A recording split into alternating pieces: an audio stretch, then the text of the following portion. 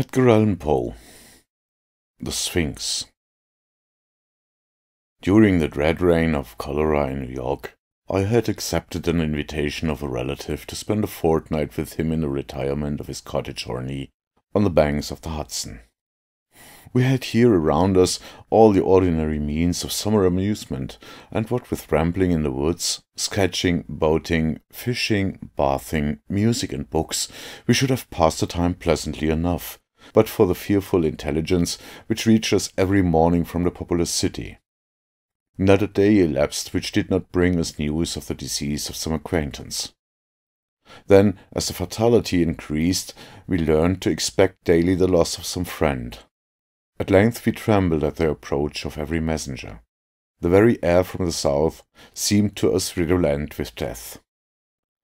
The palsying thought, indeed, took entire possession of my soul. I could neither speak, think, nor dream of anything else. My host was of less excitable temperament, and, although greatly depressed in spirits, exerted himself to sustain my own. His richly philosophical intellect was not at any time affected by unrealities. To the substances of terror he was sufficiently alive, but of its shadow he had no apprehension. His endeavours to arouse me from the condition of abnormal gloom into which I had fallen were frustrated, in great measure, by certain volumes which I had found in his library. These were of a character to force into germination whatever seeds of hereditary superstition lay latent in my bosom. I had been reading these books without his knowledge, and thus he was often at a loss to account for the forcible impressions which had been made upon my fancy.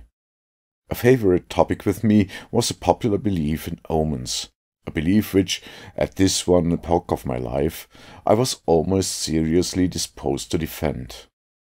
On this subject we had long and animated discussions, he maintaining the utter groundlessness of faith in such matters, I contending that a popular sentiment arising with absolute spontaneity, that is to say, without apparent traces of suggestion, had in itself the unmistakable elements of truth, and was entitled to as much respect as that intuition which is the idiosyncrasy of the individual man of genius.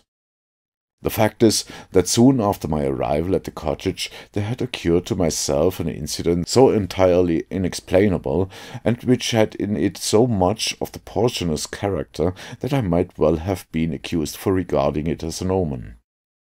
It appalled, and at the same time so confounded and bewildered me, that many days elapsed before I could make up my mind to communicate the circumstances to my friend. Near the close of an exceedingly warm day, I was sitting, book in hand, at an open window, commanding through a long vista of the river banks a view of a distant hill, the face of which nearest my position had been denuded by what is termed a landslide of the principal portion of its trees.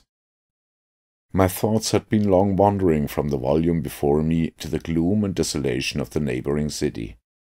Uplifting my eyes from the page, they fell upon the naked face of the hill, and upon an object, upon some living monster of hideous conformation, which very rapidly made its way from the summit to the bottom, disappearing finally in the dense forest below. As this creature first came in sight, I doubted my own sanity, or at least the evidence of my own eyes, and many minutes passed before I succeeded in convincing myself that I was neither mad nor in dream.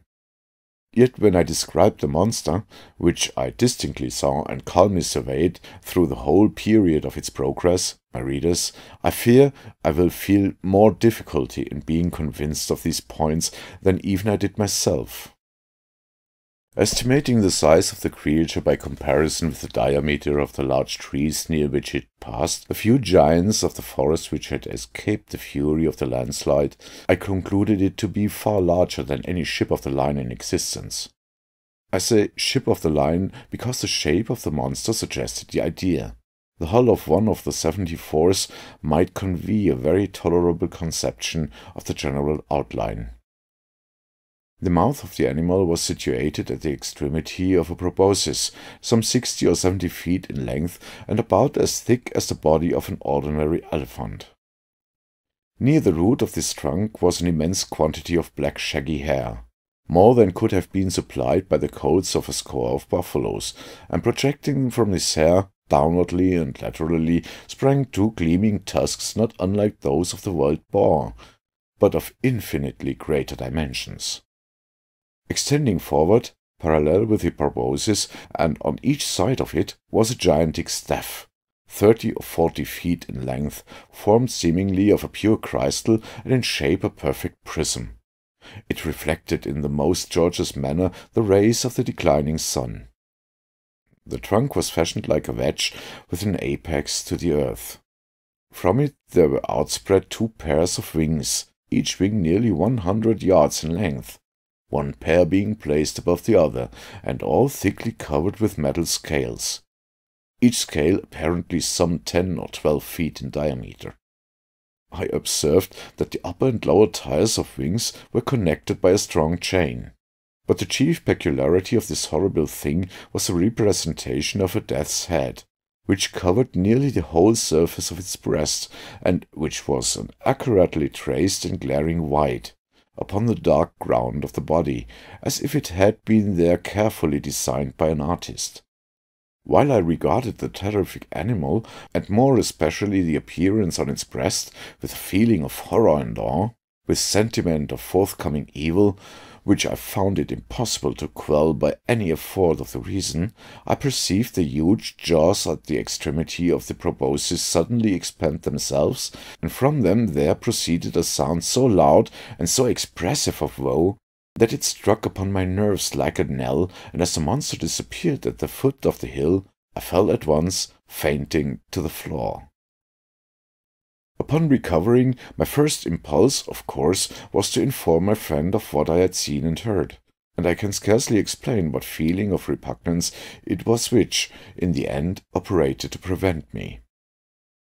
At length, one evening, some 3 or 4 days after the occurrence, we were sitting together in the room in which I had seen the apparition, I occupying the same seat at the same window, and he lounging on a sofa near at hand. The association of the place and time impelled me to give him an account of the phenomenon. He heard me to the end, at first laughed heartily, and then lapsed into an excessively grave demeanour, as if my insanity was a thing beyond suspicion. At this instant I again had a distinct view of the monster, to which, with a shout of absolute terror, I now directed his attention. He looked eagerly, but maintained that he saw nothing, although I designated minutely the course of the creature as it made its way down the naked face of the hill.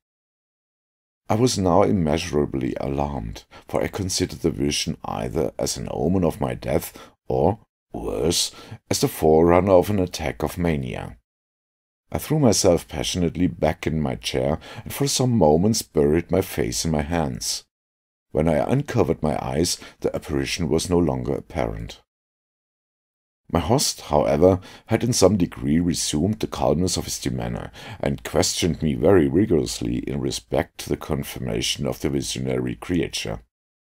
When I had fully satisfied him on this head, he sighed deeply, as if relieved of some intolerable burden, and went on to talk, with what I thought a cruel calmness, of various points of speculative philosophy, which had heretofore formed subject of discussion between us. I remember his insisting very especially, among other things, upon the idea that the principal source of error in all human investigations lay in the liability of the understanding to underrate or to overvalue the importance of an object, through mere mismeasurement of its propinquity. To estimate properly, for example, he said, the influence to be exercised on mankind at large by the through diffusion of democracy, the distance of the epoch at which such diffusion may possibly be accomplished should not fail to form an item in the estimate. Yet can you tell me one writer on the subject of government who has ever thought this particular branch of the subject worthy of discussion at all? Here he paused for a moment, stepped to a bookcase, and brought forth one of the ordinary synopses of natural history. requesting me then to exchange the seats with him, that he might the better distinguish the fine print of the volume. He took my armchair at the window, and, opening the book, resumed his discourse very much in the same tone as before. "But for your exceeding minuteness," he said, "in describing the monster, I might never had it in my power to demonstrate to you what it was. In the first place, let me read to you a schoolboy account of the genus Sphinx, of the family Crepuscularia, of the order Lepidoptera, of the class of Insecta, or insects. The account runs thus: For a membranous sphinx, covered with little colored scales of metallic appearance, mouth forming a rolled proboscis, produced by an elongation of the jaws, upon the sides of which are found the rudiments of mandibles and downy pulpi, the inferior wings retained to the superior by a stiff hair. Antennae in the form of a elongated club. Prismatic, abdomen pointed, the death's-headed sphinx has occasioned much terror among the vulgar, at times, by the melancholy kind of cry which it utters, and the insignia of death which it wears upon its corselet." He here closed the book and leaned forward in the chair, placing himself accurately in the position which I had occupied at the moment of beholding the monster. "Ah, here it is!" he presently exclaimed. "It is reascending the face of the hill, and a very remarkable-looking creature I admit it to be. Still, it is by no means so large or so distant as you imagined it. For the fact is that, as it wriggles its way up this thread, which some spider has wrought along the window sash, I find it to be about the 16th of an inch in its extreme length, and also about the 16th of an inch distant from the pupil of my eye."